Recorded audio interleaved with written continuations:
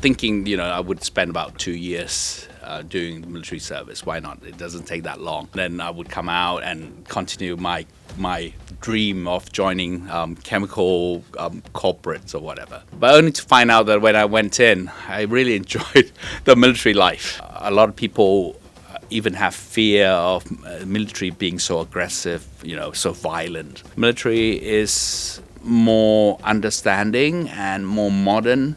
The culture is very developed. It's not like what people portray the picture outside. If we open up too much, we are vulnerable to external threats. So in a way, we have to portray to the outside community that we are strong enough to protect ourselves, but at the same time, not too much to close completely off from the outside world. I mean, in the old days, you used to hear people saying, "What's good is the military. Why do we need to have a military or armed forces in that sense?" But now people realize that this very case, the environment that we are in, is why we need to have the military.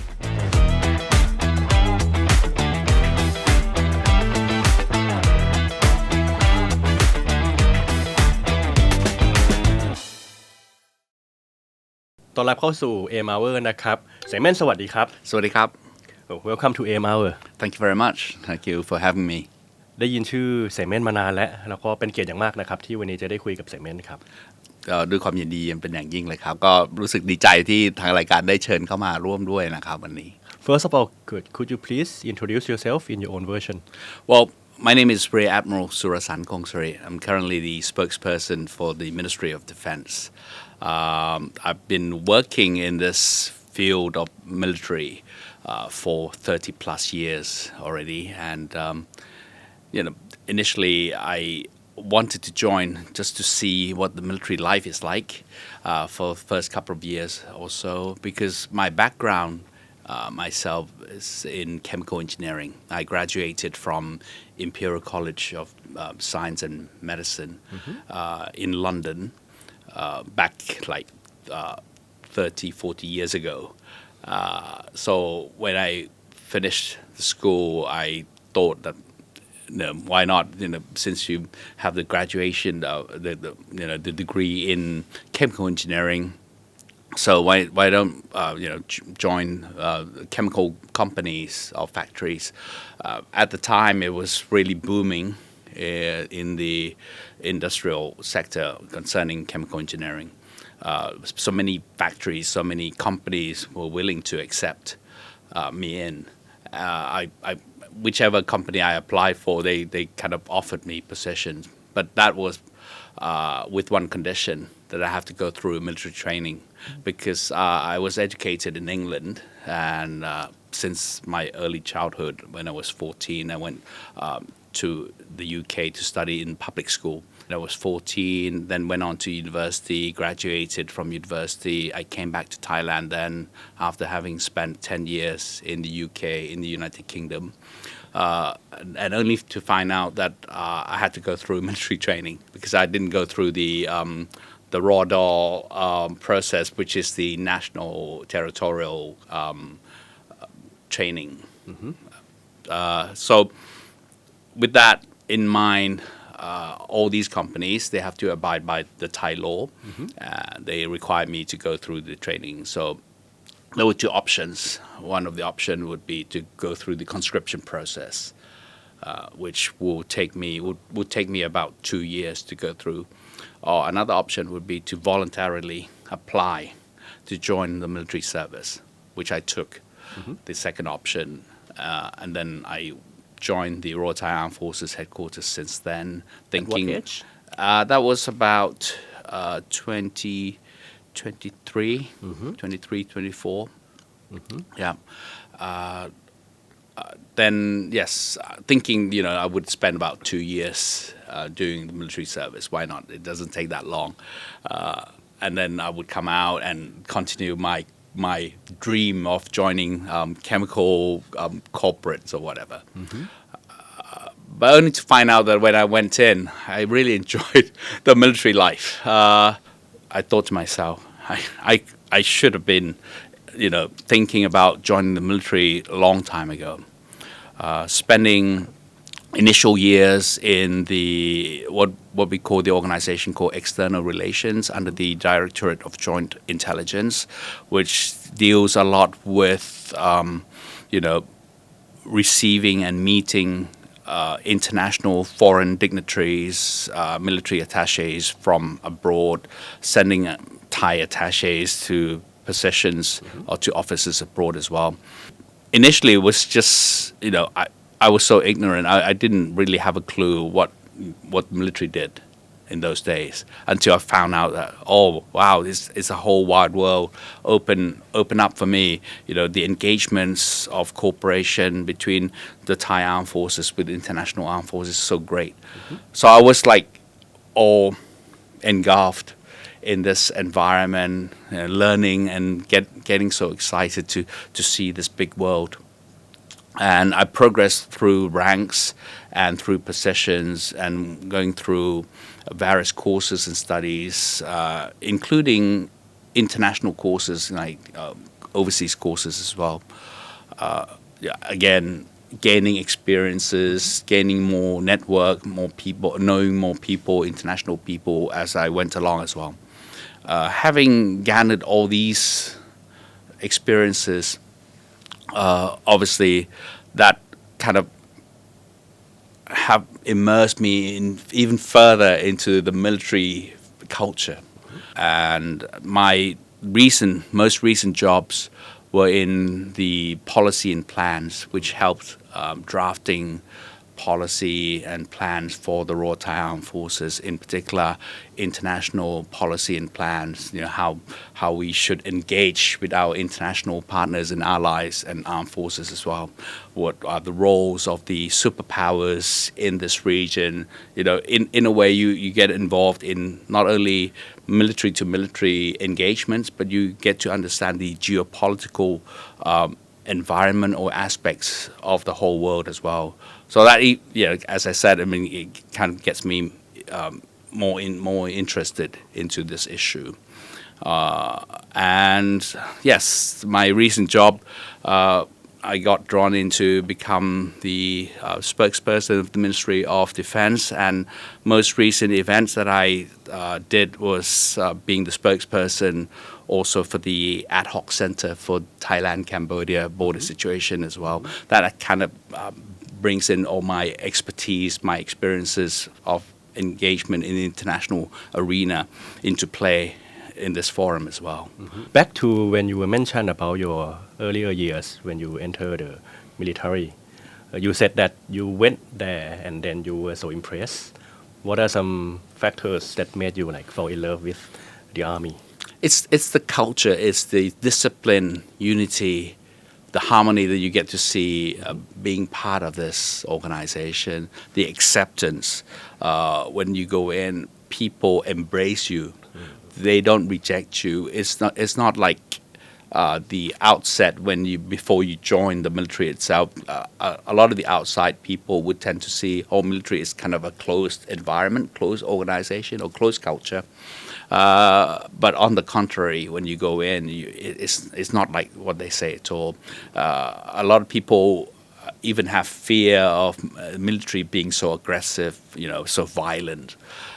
When you go, people would draw that perception before the conscription period comes into play, right? Say, when you go into go through the conscription, if you get drafted in, then you get kicked, you get beaten in and all that sort of thing. I think those could have been the past, the picture of the past, but nowadays it's completely different. Military is more understanding and more modern.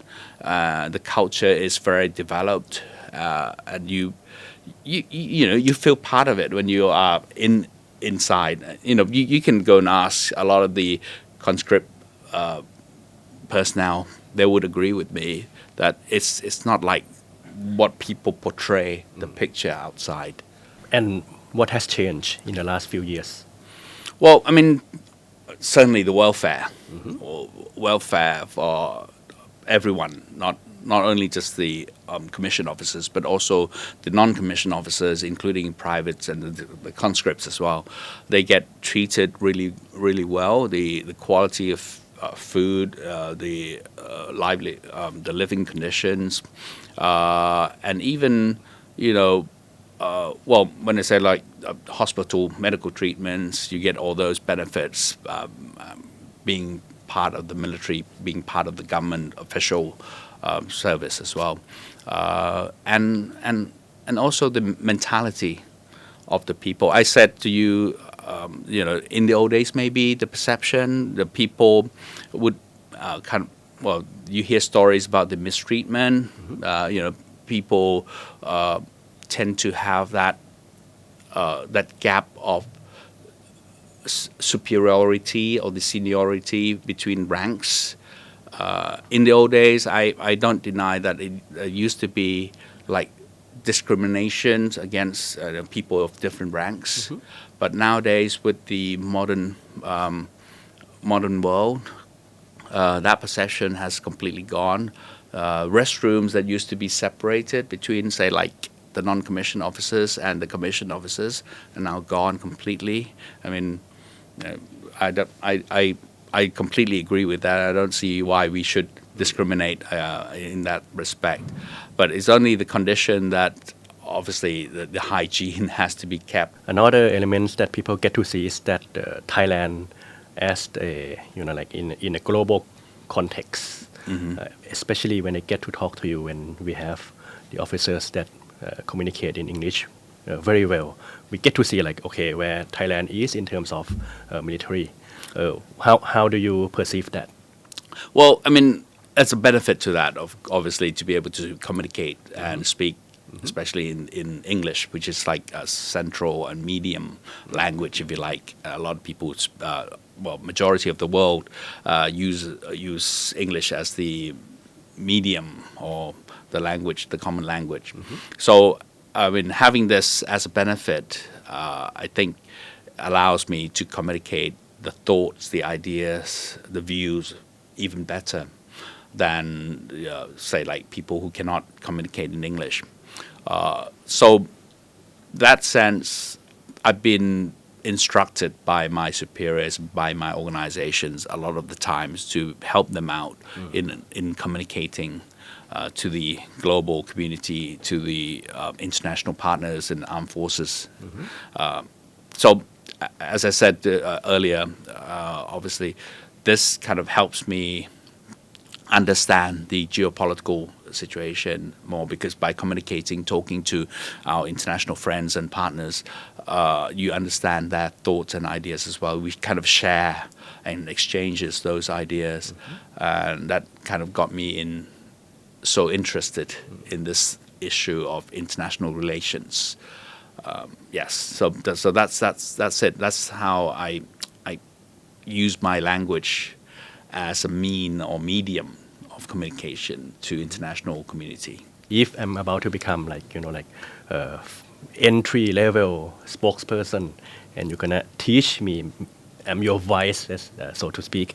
You have to teach me what are some technique that gonna groom me to be a better spokesperson. I think one of the characters of a spokesperson is to be able to communicate, right? That's the most important character, I would say. But the other characters would also have to be, the presentation, the looks, the appearance, as well as obviously the ability to tolerate questions. Especially the unexpected questions. So all in all, that kind of build up to what we call the confidence. How you build your confidence? I think you need to practice and get exposed to questions, to the media as often as you can. Your superiority or even your boss would need to firstly help you out with this. I mean, they can't just hope that they push you up to the front and become the spokesperson and you can do it straight away. They have to always stand with you, maybe at the back, try to be supportive, provide you with enough or necessary information so that you gain your experience, you gain your confidence as you go through. And I think that's how you build your step to be a master spokesperson. At the end of the day, when you go up in front of the stage or in front of the lectern to speak as a spokesperson, I think you are on your own, more or less. You don't have any help. So be prepared. Make sure you have enough information to address the media. And if always have some sort of fallback terminology or fallback phrases that you can use when you can't answer the question. Things like, I'll get back to you when I have more information. I need to seek more clarification. I'll get back to you. Those kind of phrases or terminology, you need to be you actually need to use or have them on standby all the time. So you get to be in touch with Thai people lately. What are some good memories that you get to learn in the past few months? You said Thai people, you mean like from the outside? Thai public. Oh, the Thai public as a spokesperson? Yes. We get to understand them more. The sentiment is so varied, so diverse, and extremes as well. I mean, there are some people who are so patriotic, nationalistic as well, and they don't want anything. They just want Thailand to be protected, and they demand the armed forces to use all means and resources to protect the country at all costs. But that's not to be the case, because obviously you have to balance it to be able to be part of the global community. For Thailand to be part of the global community, you have to balance it. You can't be completely shut off from the outside world. You have to communicate. You have to still continue to exchanges either economically, socially, culturally with the outside world as well. So again, having said that, there's also another extreme of people who really want to open up, and that kind of jeopardizes the sentiment of the people, especially during this situation. If we open up too much, we are vulnerable to external threats. So in a way, we have to portray to the outside community that we are strong enough to protect ourselves, but at the same time, not too much to close completely off from the outside world. How do you balance between nationalism, patriotism, that is not too much, it's become too aggressive in many cases? I guess it's all down to self-awareness, self-understanding, understanding your position, your role as a citizen of a country, not to be too assertive in a sense of too patriotic, too nationalistic. Because when you're too much of that, I think it doesn't help you. It builds that barrier of protection, because you have that fear of, if you don't protect yourself, you don't protect the country, then there might be some outside invasions. But you have to balance it, not to be too assertive on that idea, because otherwise you will not allow any, outside information coming in. I mean, outside information is not always bad, even though in the past, during this conflict between our neighbors, with our neighbor, you may have heard a lot of misinformation, fake news, and disinformation as well. But there are also good news, other good news from other communities that you have to open your eyes and ears and accept them as well. So it's kind of the balance that you have to work on, treating and engaging with outside partners. Another scenes that I get to see is the popularity of military that become a bit more positive lately. What are some of your thoughts about like the perception of the people towards Thai army? It's been very positive lately, especially with the situation that we are in. I think simply because of the nationalism sentiment of the people. People feel more united, like being protective of their land. This is our land. We need to protect our land. And the voice of the people is heard and is very effective.